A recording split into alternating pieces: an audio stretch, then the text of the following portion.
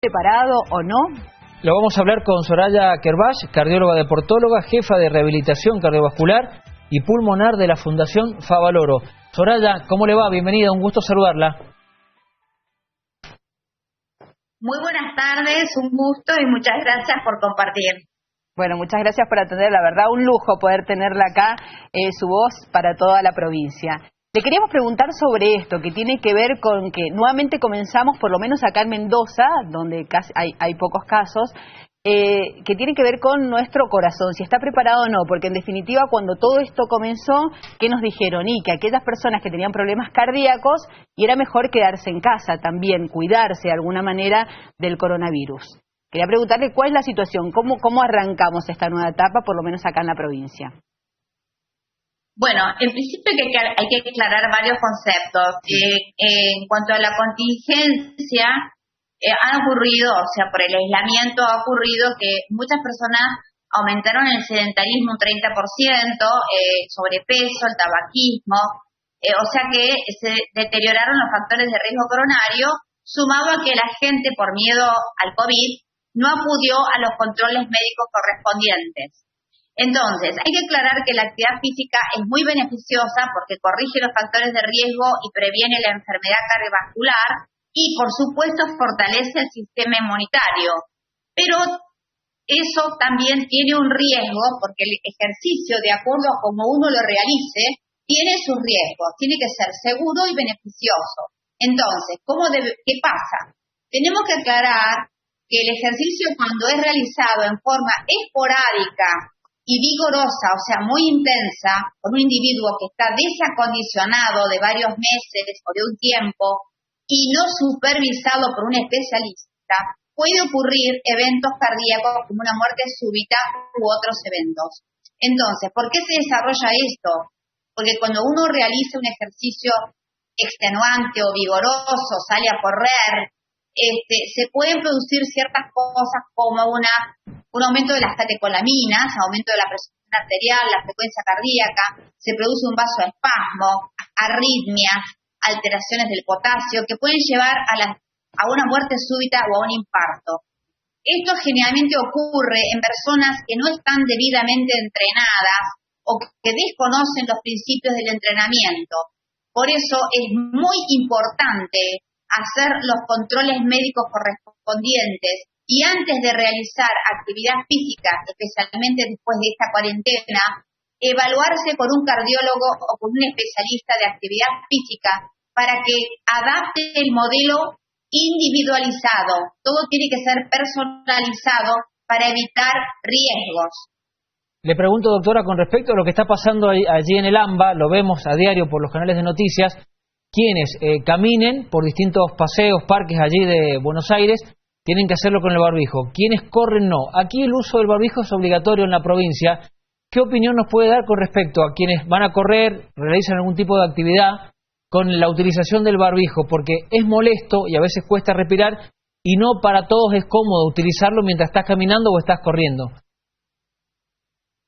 Mire, por supuesto que para caminar no es tan molesto. Uno podría caminar con un barbijo y, por supuesto, respetando el resto de las recomendaciones del aislamiento, el distanciamiento, etcétera. Ahora, para correr es diferente porque se acumula dióxido de carbono y es mucho más difícil respirar. Por eso correr con barbijo es difícil.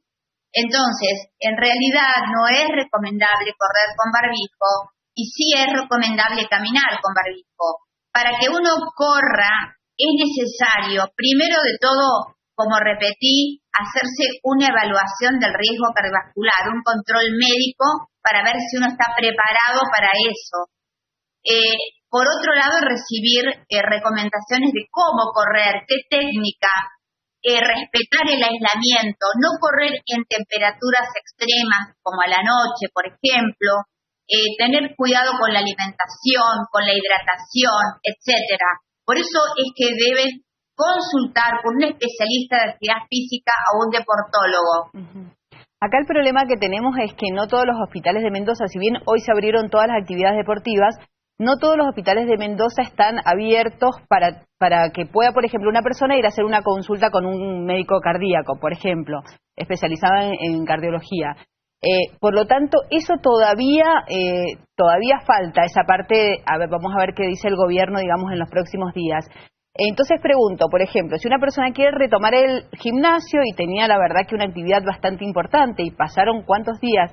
Casi 80 días sin ir al gimnasio, ¿puede retomarla o dice no, empiezo por algo más tranquilo y no me exijo como lo hacía antes porque en realidad no sé cómo está mi cuerpo y tampoco me puedo chequear por ahora?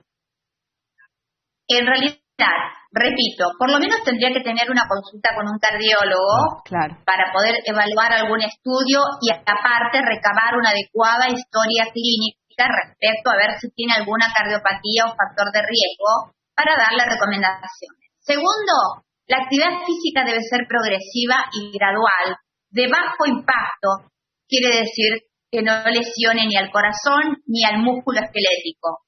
Entonces es preferible adoptar por ejemplo, disciplinas como caminar, bailar dentro de la casa, hacer ejercicio en una bicicleta fija en el hogar, de baja intensidad, tener cuidado con las intensidades, con las cargas, con los elementos, para no lesionarse, o sea, hacerlo todo en forma gradual. Le pregunto, doctora, ¿qué factor juega el colesterol, la presión arterial y otras complicaciones que puede llegar a tener el cuerpo humano con todo esto, con el cuidado del corazón y con quienes están reiniciando nuevamente la actividad deportiva? ¿Es para tenerlo en cuenta todo? Mire, todas las personas que tienen factores de riesgo coronario como dislipemia, hipertensión, sobrepeso, diabetes, tabaquismo, son personas que tienen mucho más riesgo de sufrir un evento cardíaco a la hora de hacer ejercicio. Por eso, repetimos, es importante hacer por lo menos una historia clínica, un electrocardiograma, una ergometría y un ecocardiograma para poder estar tranquilos. Y obviamente descartar una cardiopatía, que es lo más importante. También desde el gobierno provincial lo que están recomendando es que primero hay una prohibición para mayores de 60 años para ir a los gimnasios o los menores. Y por otro lado, que aquellas personas que tengan más de 60 años, que tampoco practiquen en lo posible algún deporte, pero no está prohibido, por lo tanto esas personas de 60 años pueden ir. ¿Cuáles son los riesgos? Digamos, que tiene una persona de 60 años hoy en día? ¿Cuánto se puede complicar, por ejemplo, con un coronavirus? Mire, hay de todo porque hay personas jóvenes que están mucho más enfermas que las personas más de 60 años. La edad no es específicamente una limitante. Lo que son limitantes son los factores de riesgo que tenga la persona o la enfermedad, por ejemplo, cardíaca, respiratoria, renal, los diabéticos, los hipertensos, etcétera. Es importante que la persona que tenga más de 60 años comience o reanude una actividad física de bajo impacto, ya sea en el hogar o en algún lugar donde realmente las recomendaciones sean las correspondientes, no la de alto impacto, y especialmente retomar un deporte, porque un deporte implica que ese deporte tenga que modificar las reglas en esta etapa y deba ser prescripto por un especialista. Por eso es importante por lo menos recurrir a un cardiólogo. Es claro lo que está diciendo, doctor, así que a partir de aquí todo lo que debemos hacer cada uno de quienes queremos y tienen la intención de volver con la actividad física, lo primero consultar al médico de confianza, al cardiólogo, para ver cómo está nuestro corazón y a partir de allí arrancar con actividades más leves y no sobreexigirnos. Claro. Y quería agregarle, me sumo a lo que está diciendo Sergio. Sí, sigue hablando enseguida, les pregunto. 2 estrategias importantes y 2 recomendaciones. Consultar a un cardiólogo y comenzar con actividad física de leve a moderada intensidad. ¿Qué significa esto? Caminar, por ejemplo, por lo menos entre 150 y 300 minutos semanales, y si uno usa, por ejemplo, una cinta, no más de 6 millas por hora. O, por ejemplo, caminar tratando de hablar con el compañero, que significa que yo no me agito o no me falta el aire. Esa sería una medida como para tener en cuenta. Doctora, por ejemplo, si por ahí soy una persona sana o no me he hecho controles hace mucho, ¿qué síntomas pueden aparecer que me alerten de que algo está mal en mi cuerpo en relación al corazón?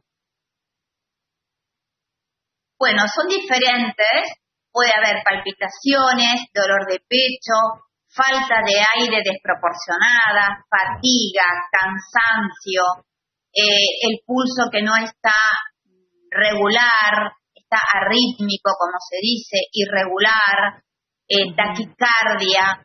Esos son o por ejemplo un mareo, un desmayo. Bien. ¿Y la presión también? ¿Que la presión suba? La presión puede subir o bajar, eso es independiente, pero obviamente todas las personas que tienen algún factor de riesgo, como presión arterial, colesterol, diabetes, sobrepeso, están mucho más predispuestas a tener una complicación. Pero esto, quiero dejar un mensaje. Sí. Una cosa es cuidarse y otra cosa es desalentar la actividad física. Debemos hacer actividad física en forma segura y saludable. Nada más que con cuidado y lo que dice la doctora. Siempre antes la consulta con un médico, que por ahí no pasa tanto, no en todos los gimnasios, por ejemplo, te piden el certificado médico que diga que vos estás en condiciones de ir a hacer actividad física. Eso pasa. Sí, es muy importante realizar un acto físico. El acto físico incluye una historia clínica, un examen físico, electrocardiograma por lo menos, y después el médico va a determinar si necesita realizarse una ergometría, un ecocardiograma, etcétera. Por eso esto es algo personalizado y debemos concientizarnos de esto, porque el ejercicio es fabuloso, forma parte de la medicina, es un tratamiento más que nos ayuda a mejorar nuestra salud, pero debemos respetar los principios del entrenamiento y controlarnos. Muy bien, la última pregunta de mi parte, doctora. Todo esto sumarle una buena alimentación. Obviamente que todo tiene que ver con el estilo de vida saludable. O sea, hablamos equipo multidisciplinario, ejercicio físico, alimentación adecuada, tomar medicación si corresponde tomarla, control médico y disminuir el tabaquismo y el sobrepeso. Bien. Doctora, mi última pregunta es, por ejemplo, si yo comienzo a ir a un gimnasio y voy a un médico, el médico que me dice que sí, que en general estoy bien para comenzar esta actividad física, ¿cada cuánto tengo que hacer un chequeo? Generalmente es anual, en la mayor parte de los casos. Eso sería lo ideal, hacer un chequeo anual. El acto físico debería hacerse anualmente. Porque consideremos una cosa. Consideremos que el acto físico, nosotros colocamos en que el estado de salud es dinámico y temporal. O sea que nosotros no podemos considerar que es absoluta la ausencia de enfermedad. Es dinámico y temporal y puede ir modificándose a través del tiempo.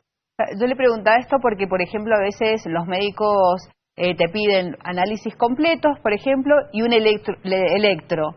¿Esto es suficiente para decir, bueno, tu corazón está bien? Si el resultado es bueno. Hay diferentes...